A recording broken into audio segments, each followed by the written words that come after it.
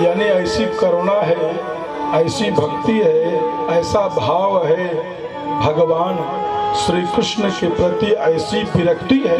सुदामा जी को जानते थे। मंद मंद वर्षा हो रही है, आसमान तड़क रहे हैं, बादल गरज रहे हैं, पक्षियां करले ले रही हैं, मयूर नृत्य कर रहे हैं, सारे नदियां उफान पे हैं, बहुत ठंडी लग रही है, बहुत भूख लगी हुई है। सुदामा जी सारे चने की पोटली को खोले हुए हैं और एक एक करके सारे चने को पान कर रहे हैं। चूंकि एक भी चना, एक भी पुंज, एक भी कर्ण अगर भगवान श्री कृष्ण के मुखमंडल में गया, भगवान कई पीढ़ी दरिद्र बन जाएंगे, एक भी दिए नहीं। ध्यान दीजिए, अगर एक चना अगर जमीन पे गिरा, चूंकि श्रापित चना है, मां पृथ्वी को ऋण होगा। सुदामा जी ने गिरने को नहीं दिया कि एक नगर में एक ब्राह्मण का निर्धन हो जाए, गरीब हो जाए, तो नगर का कुछ भी नहीं बिगड़ने वाला है। आज तो हम आप भैया भगवान ने दिया, खाली स्वतः अपना पेट देखते हैं। ऐसे राजा लोग थे कि पता नहीं ये क्या हजारों लाखों समुद्र से अगर 10, 20, 25, 50 बाल्टी जलने डाला जाए, कुछ भी नहीं होने वाला है। लेकिन उस राजा को बुलाने के लिए पता नहीं कितने हजार रुपए लग गए होंगे। एक कहावत है भैया कि अपना भी धन बने बनाए धन को भी लोग ऐसे राजाओं के प्रति खर्च करके अपना भी साथ खाते हैं।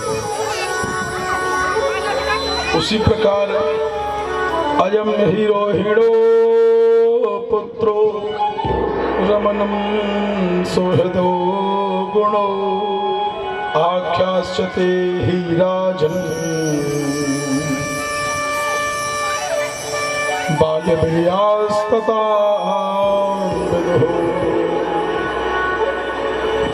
यानी आज भी सुदामा जी उसी भाव में, जिस भाव में श्री कृष्ण बलराम की मित्रता हुई थी, आज भी उसी भाव में, जबकि श्री कृष्ण से सुदामा जी बहुत बड़े थे। यानी पुत्रवत व्यवहार, मित्रवत व्यवहार, सखा का व्यवहार आज भी, चूंकि सब पता है।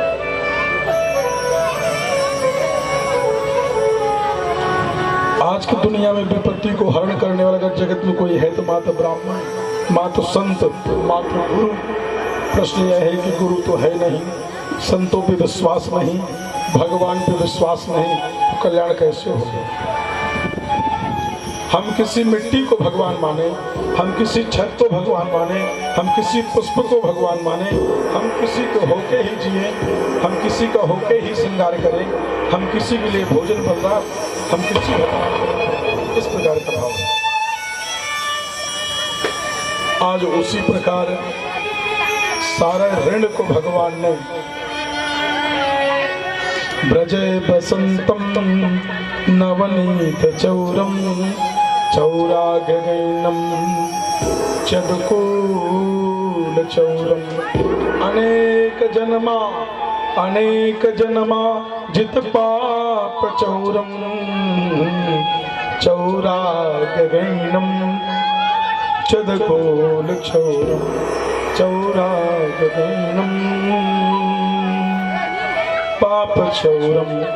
यानी आज भगवान द्वारिकाधीश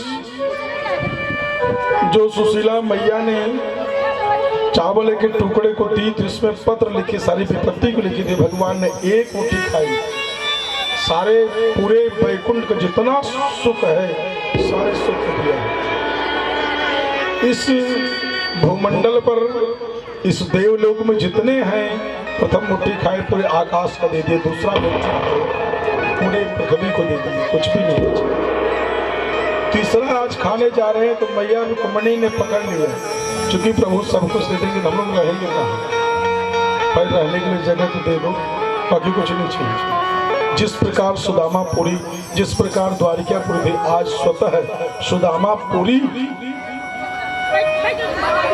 भगवान ने बनाया। सुदामा जी वापस आए।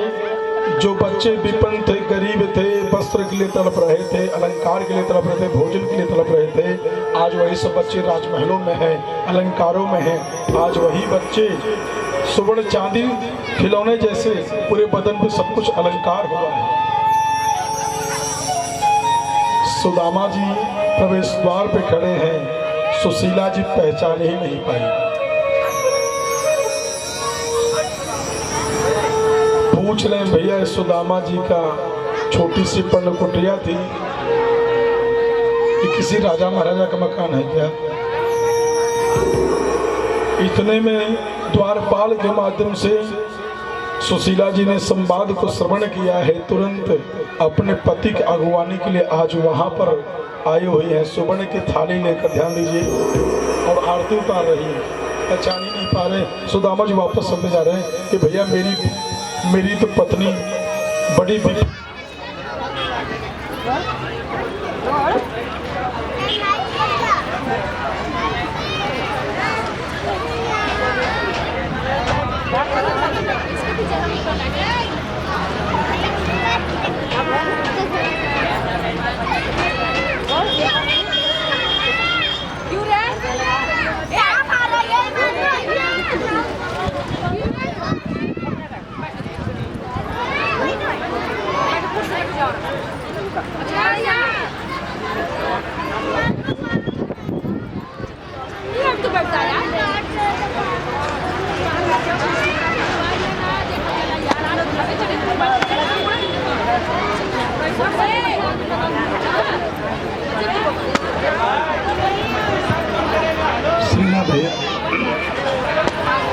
आज सुशीला जी अपने पति को पहचान रही हैं, सुदामा जी अपने पत्नी को नहीं पहचान रहे। अरे प्राणेश्वर, पति परमेश्वर, मैं आपकी सुशीला जी। सुशीला जी का नाम सुनते ही कि सब कैसे मुझे सब कुछ फल प्राप्त हो गया, ये किसकी देन है? आज भोरी भोरी भगवान नारायण के चरणों में प्रीति लगाकर द्वारपाल, यानी आज उसी द्वारपाल के सन्निकट खड़े हैं। सुशीला जी ने अगवानी करी है, घर के अंदर प्रवेश नहीं किए। चूंकि पूरे भागवत जी में यह लिखा है सुदामा जी के अंदर लालच सपने था, लेकिन सुशीला जी के अंदर था, इसलिए उस मकान के अंदर प्रवेश नहीं किए। तूने मुझे भक्ति के लिए नहीं भेजा था, तुझे धन चाहिए, राज चाहिए, वैभव चाहिए, ऐश्वर्य चाहिए, इसलिए तूने मुझे भेजा था अपने सखा मित्र के यहाँ। इसलिए ये ले तू राजमहल, ये ले तू अपना सुख संपदा, इस मकान के अंदर नहीं। मैं तो चला ठाकुर जी के चरणों में, मैं तो चला कंठी माला लेकर भगवान के चरणों में। इस प्रकार के हमारे सुदामा जी हैं, जिन्होंने आज भगवान नारायण की संपूर्ण भक्ति को यहाँ पर प्रदान करी है। भगवान नारायण ने आज हमारे प्रभु को धीरे धीरे ब्रजभूमि को छोड़कर 100 वर्ष हो गए। ध्यान देना, एक नहीं, दो नहीं, तीन नहीं, 100 वर्ष बीत गए। 100 वर्ष बीत गए। भगवान कहे कि आज गयोरी, कल मेला देखियोरी, परसों वापस आयोरी। परसों की बात बरस में बीत गई, जिससे आज हमारे राजा यदु ने इस बात को जानते थे, जिन्होंने 100 वर्ष पूर्ण हो गया है, आज बहुत बड़ा यज्ञ का निर्माण किए हैं। उसी यज्ञ का नाम है, बोलिए भागवत महापुराण की जय। जय श्री राधे, जय जय श्री राधे, जय जय श्री राधे। जिसमें कुंती जी बुलाई जा रही है, सुभद्रा जी बुलाई जा रही है, 5 पांडव बुलाए जा रहे हैं, जिसमें 5 पांडव के साथ हमारे उत्तरा भी बुलाई जा रही है, समस्त ब्रजवासी बुलाए जा रहे हैं। ऐसा यज्ञ है। यज्ञ का प्रारंभ होना बड़े सौभाग्य की बात है। यज्ञ का मध्याह्न अति सौभाग्य है। यज्ञ की पूर्णता महान सौभाग्य है कि जिस प्रकार प्रारंभ हुआ उसी प्रकार उसका पुण्य भी होना चाहिए।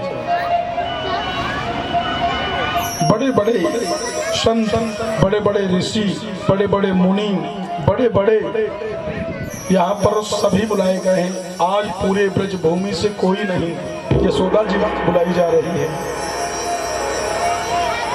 किशोरी जी बुलाई जा रही है, समस्त गोपिकाएं बुलाई जा रही है, बाबा नंद बुलाए जा रहे हैं।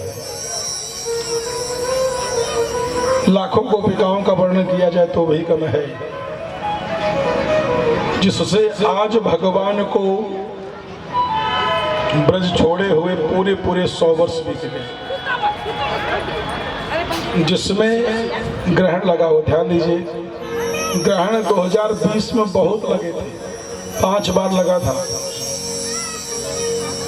ग्रहण लगता है 2 ही, या तो एक लगता है सूर्य ग्रहण, या तो एक लगता है चंद्र ग्रहण। ग्रहण तीसरा कोई नहीं हो। और किसको लगता है? भगवान को लगता है। कभी चंद्रमा को लगता है, कभी सूर्य को लगता है। लेकिन चंद्रमा या सूर्य जो भी ग्रहण की अवधि होती है, जो भी ग्रहण की समाधि होती है, जो भी ग्रहण का समय होता है, उसमें आसमान बादल पूरे धुंधले बन जाते हैं, पूरे धुंधले बन जाते हैं, यानी अंधेरा बचा जाता है। उस प्रकार जिसके घर में कभी भी यज्ञ ना हो, पूजा ना हो, पाठ ना हो, ग्रहण काल के समय अवश्य कुछ न कुछ दान करना चाहिए। जिसमें गर्भवती माताएं, जिन मैया को, जिन बहन, जिन बेटी को गर्भ होता है, उस समय किसी प्रकार का भाजी त्याग का ना काटे, किसी प्रकार फल भी ना काटे, किसी प्रकार उस समय भोजन ना करें। ग्रहण काल के समय, उस समय जितना ज़्यादा से ज़्यादा हो सके